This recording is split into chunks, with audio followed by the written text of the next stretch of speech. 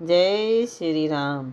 वे असुरों को मारकर देवताओं को स्थापित करते हैं, अपने स्वरूप श्वास रूप वेदों की मर्यादा की रक्षा करते हैं और जगत में अपना निर्मल यश फैलाते हैं।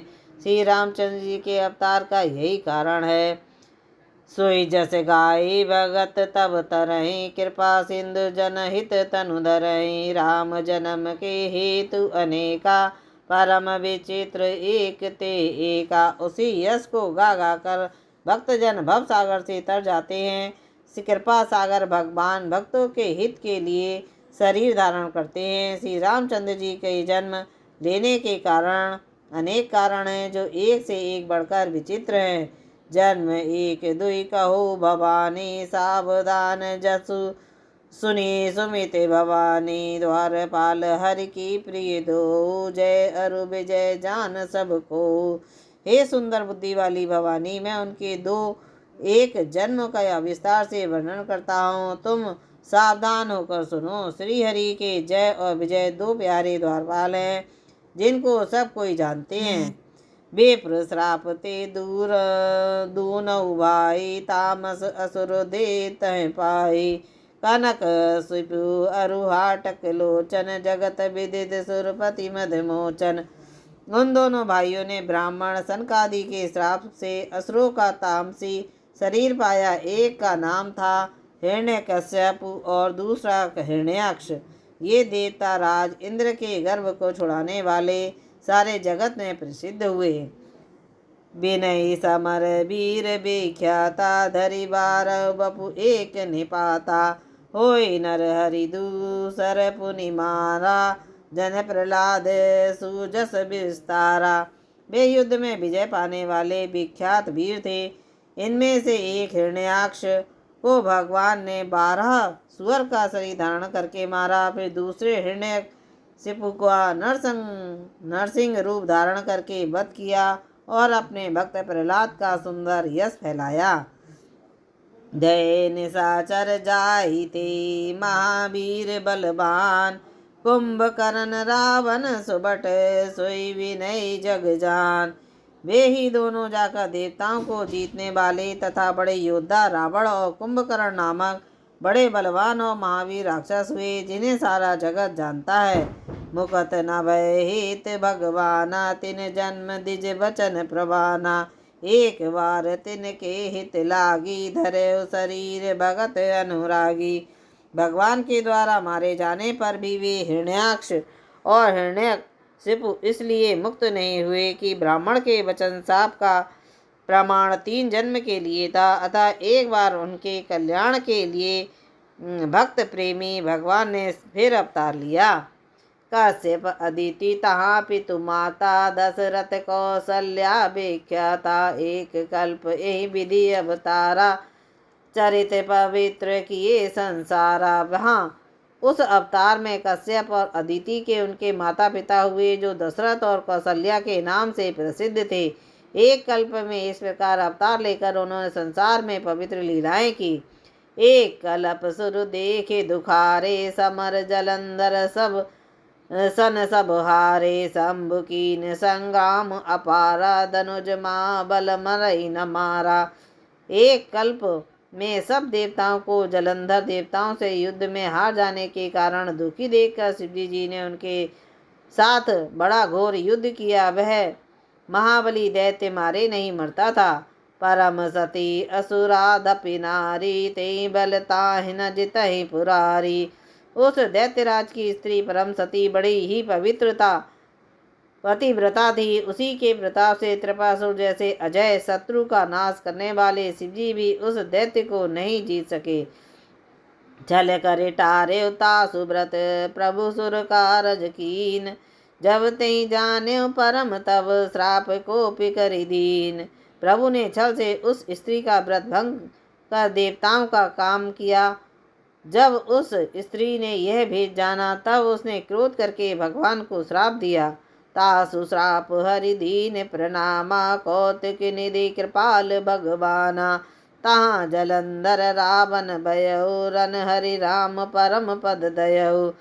लीलाओं के भंडार कृपालु हरि ने उस स्त्री के श्राप को प्रमाण कर दिया, स्वीकार किया। वही जलंधर उस कल्प में रावण बना, जिसे श्री रामचंद्र जी ने युद्ध में मारकर परम पद दिया। एक जन्म कर कारण एहा, जय लगी राम धरी नर देहा। प्रीत अवतार कथा प्रभु केरी, सुनी मुनि भरनी कवई घनेरी। एक जन्म का कारण यह था जिससे श्री रामचंद्र जी ने मनुष्य देह धारण किया। हे भारद्वाज मुनि, सुनो, प्रभु के प्रत्येक अवतार की कथा का कवियों ने नाना प्रकार से वर्णन किया है। नारद श्राप दीन एक बारा, कल्प एक ते लगी अवतारा। गिरजा चकित भई सुनि बानी, नारद विष्णु भगत मुनि ज्ञानी।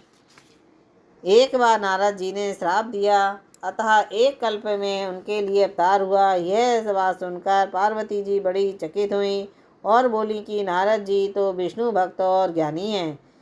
कारण कवन श्राप मुनि दीना, का अपराध रमापति कीना। यह प्रसंग मोहि कहो पुरारी, मुनि मन मोह आचर रज भारी। मुनि ने भगवान को शाप किस कारण से दिया?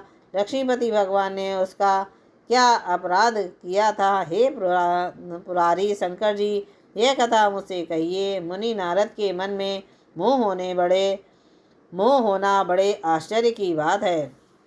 बोले ब्यसी महेश तब ज्ञानी, मूड न कोई।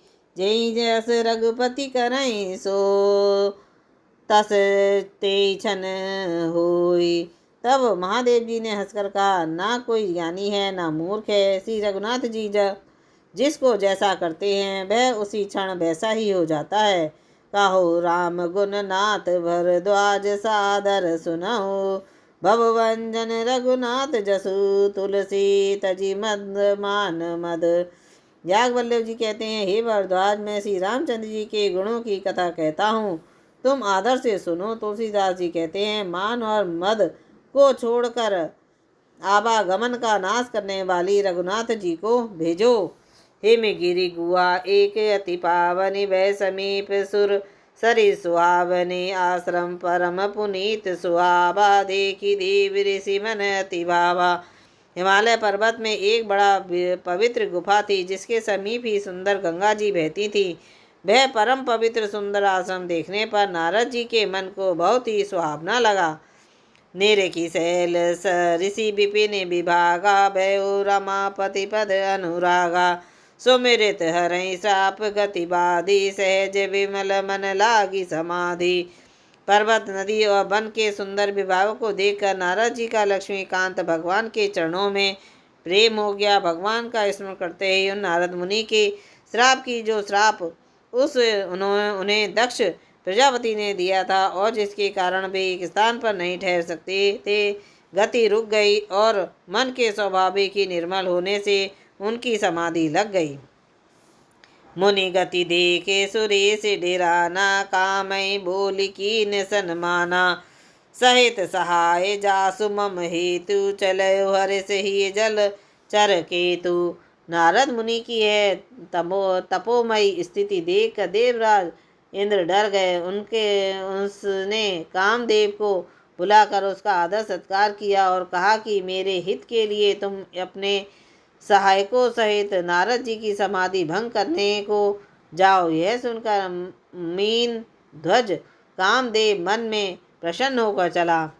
सोनासीर मन महु असी त्रासा, चहत देव ऋषि मम पुरवासा।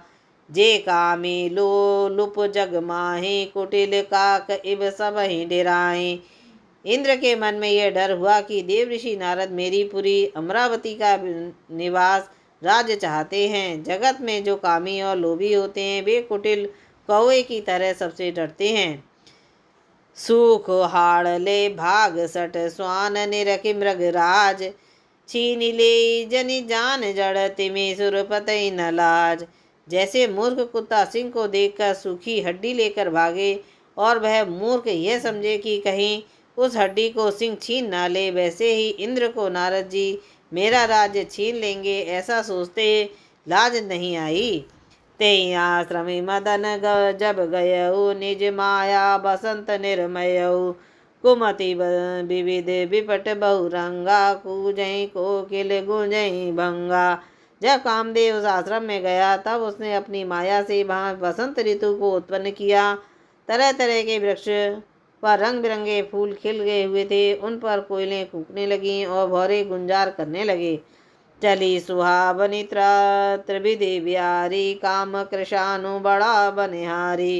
रंगादिक सुर नारी नबीना, सकल असंपर कला प्रवीणा। कामनी को भड़काने वाली 3 प्रकार की शीतल मंद और सुगंध सुहावनी हवा चलने लगी। रंभा आदि नव युवतियाँ देवंगनाएं जो सब की सब का कला में निपुण थीं, करई गान बहुतान तरंगा, बहुविधि कीड़ई पानी पतंगा। देखि साय मदन हरसाना, कीन सिपुनि प्रवंच विधि नाना।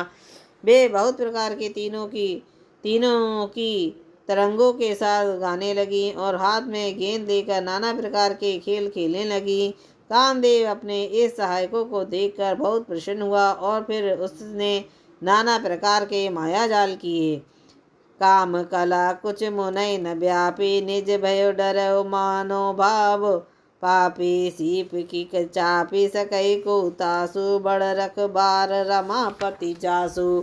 परंतु कामदेव की कोई भी कला मुनि पर असर ना कर सकी। तब तो पापी कामदेव अपने ही नाश के डर से भय से डर गया। लक्ष्मीपति भगवान जिससे बड़े रक्षक हों, भला उसकी सीमा मर्यादा को कोई दबा नहीं सकता। सहित सहाय सभी अति मानी, हारी मन मन गए सी जाई पुनि चरण, तब कई सुट आरत बैन। तब अपने सहायकों समेत कामदेव ने बहुत डर कर अपने अपने मन में हार मानकर बहुत ही आर्त दीन वचन कहते हुए मुनि के चरणों को पकड़ा। भयो न नारद मन कछु सिरोसा, कई प्रिय बचन काम परितोषा।